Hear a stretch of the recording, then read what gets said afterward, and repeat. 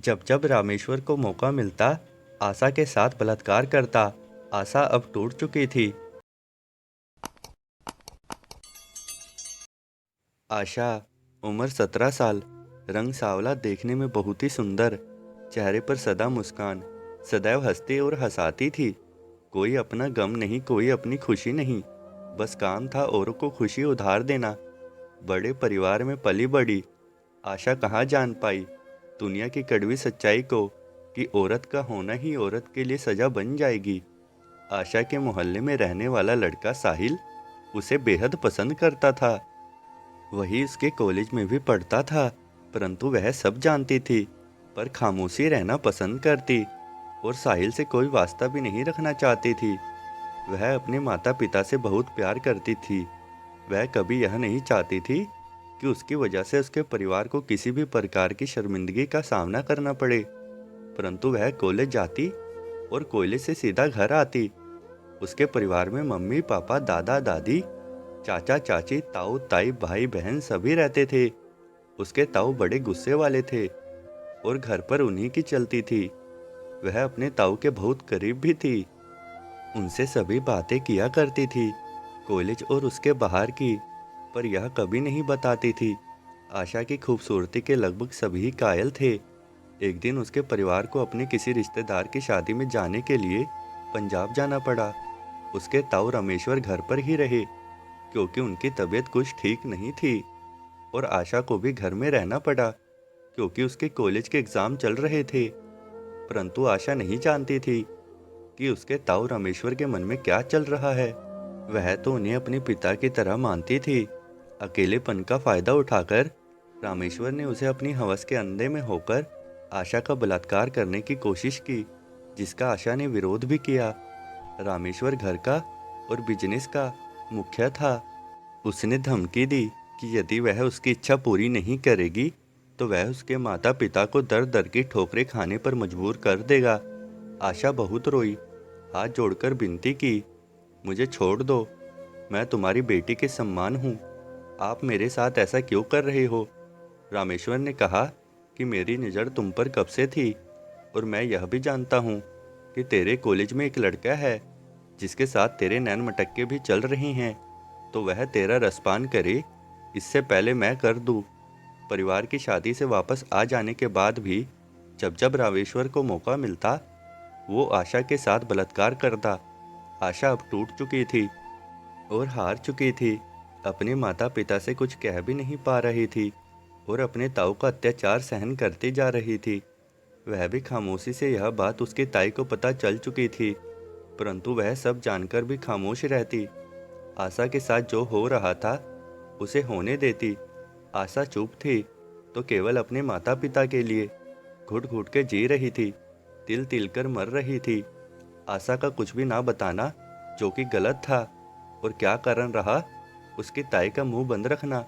घबराओ मत लाडो, कमजोर रहोगी तो मरती रहोगी, उड़ो हवाओं में, हक है तुम्हारा।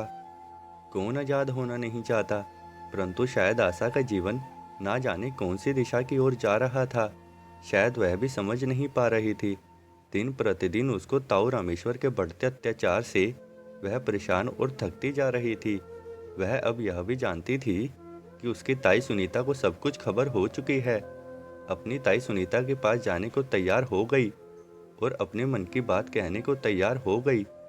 एक दिन उसने अपने ताऊ का घर में ना होने का फायदा उठाया, अपनी ताई सुनीता को सब बता दिया, अब तक जो उसके ताऊ रामेश्वर ने उसके साथ किया।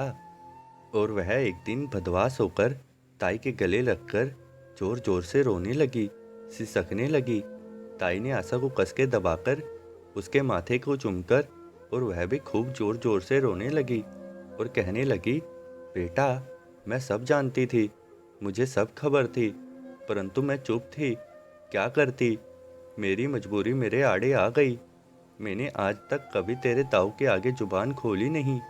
अगर अब कुछ कहती तो मुझे भी प्रताड़ित करते हैं। मुझसे बेहद कोई और उन्हें नहीं जानता कि वह कितने क्रूरता दिखाते हैं। जब वह अपने पे आते हैं, मैं जानती हूँ कितने वर्ष मैंने उनके साथ कैसे बिताए। एक तुम ही नहीं हो जिसका वह शारीरिक शोषण करते हैं, जब मैं शादी करके आई थी, उसके अगले दिन ही मुझे पता चल चुका था कि तेरे ताऊ कैसे हैं। मैंने अपनी सास को भी यह बताया था, पर मैं हार गई। मैं चाहकर भी कुछ ना कर सकी।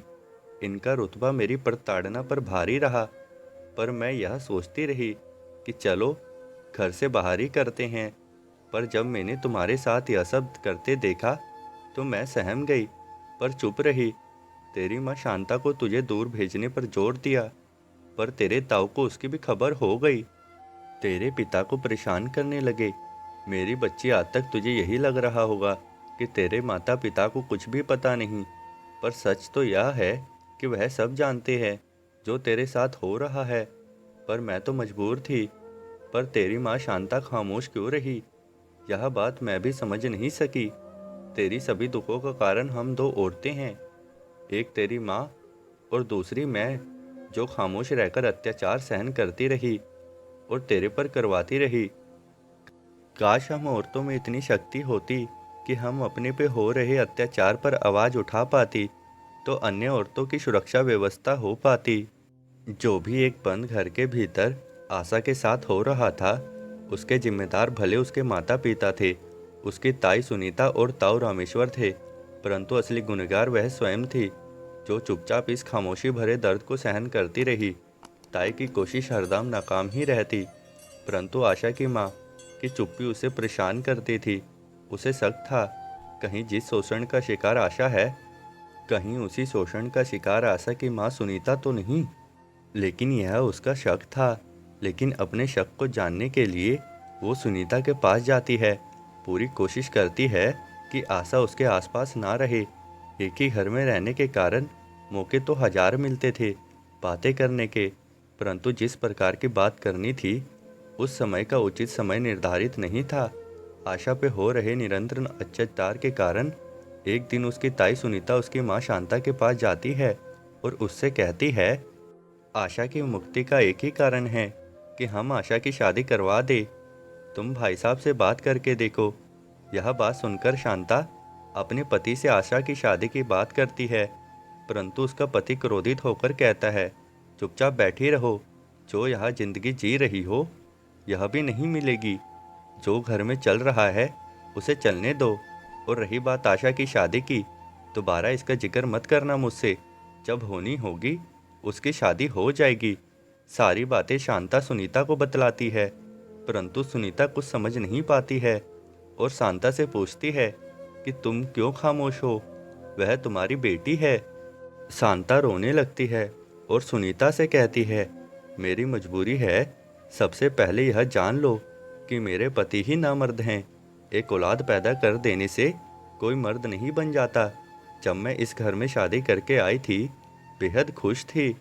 कुछ दिन तो अच्छे से गुजर गए, परंतु चंद महीने बाद ही तुम्हारे पति रामेश्वर की बुरी नज़र मुझ पर पड़ गई। मेरे पति तुम्हारे पति के लिए नौकरी करते हैं और हम एक ही घर में रहते हैं। मेरे पति ने बस एक ही फर्ज निभाया, शादी करके एक बच्चा पैदा करके, मेरी और अपनी ज़रूरतों के लिए। हम रामेश्वर पर ही आश्रित थे। मेरा पति खुद से कुछ नहीं कर सकता, क्योंकि वह इस लायक ही नहीं है। जिस वजह से तुम्हारे ही पति ने मेरे पति से कहा कि तुम्हें अगर अधिकतर ज़रूरतें पूरी करनी है तो अपनी पत्नी को मुझे सौंप दो। मेरा पति ठहरा लालची आदमी, वो फौरन मान गया और मैं ठहरी बड़बुद्धि। मेरे पति ने कहा, तुम्हारे जेठ बहुत अच्छे इंसान हैं, वो जैसा जैसा कहते हैं बस तुम वैसा वैसा करती रहो। वह खुश रहेंगे तो हमारे पर खुशहाली बनी रहेगी। मैं कुछ समझ ना सकी।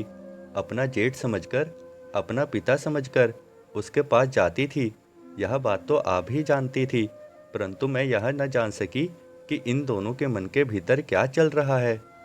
शायद आपको याद होगा, जब आप अपनी माँ की तबीयत खराब होने के कारण अपने गांव चली गई थी, कम से कम 2 महीने बाद आप जब घर लौटकर आई थी, उन 2 महीनों में मेरा खूब शोषण किया गया।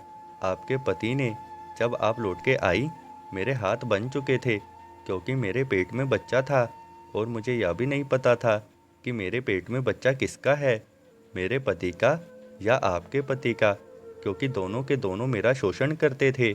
मैंने सोचा था मुझे गर्व ठहर गया है, मेरे साथ कोई कुछ नहीं करेगा, पर ऐसा मैं सोचती रही। वह गलत था। मेरे साथ रोजाना यूं ही चलता रहा, आपकी नाक के नीचे। जब आशा हुई तब मैंने सोचा अब सब सुधर जाएंगे, लेकिन नहीं।